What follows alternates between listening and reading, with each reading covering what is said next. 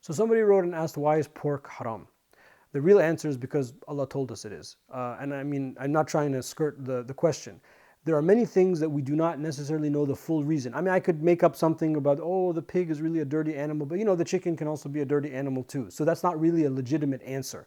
The illah, the reason behind the tahrim, because this is a legal type of question, is out of obedience. Allah told us this type of animal you cannot consume. This type of drink you cannot consume. And there are other things that we can't consume. We can't consume poison. We can't consume things that will kill us. So it's not just alcohol and pork or pig products, but there are other categories that we oftentimes forget that that we can't consume.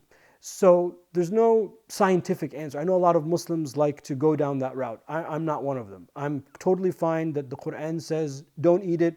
The Prophet ﷺ told us not to eat it, and I believe in Islam, it works for me, and I just follow out of obedience. There doesn't have to be some sort of secret meaning behind it. And this is not the kind of answer that we always like. I admit, we always sort of want to know the reason behind the reason, but sometimes it's an important answer because Islam is really about submission. And if we know that there's something that we're supposed to do, the act of doing it out of submission, out of love, out of obedience, that exchange, you get a special type of spiritual benefit from that you don't get if everything is rationally explained. And if it was all rational, it wouldn't be a religion. I mean, Allah says in the beginning of Surah Al-Baqarah, الَّذِينَ يُؤْمِنُونَ بِالْغَيْبِ. The first definition of the believers, they believe in the unseen.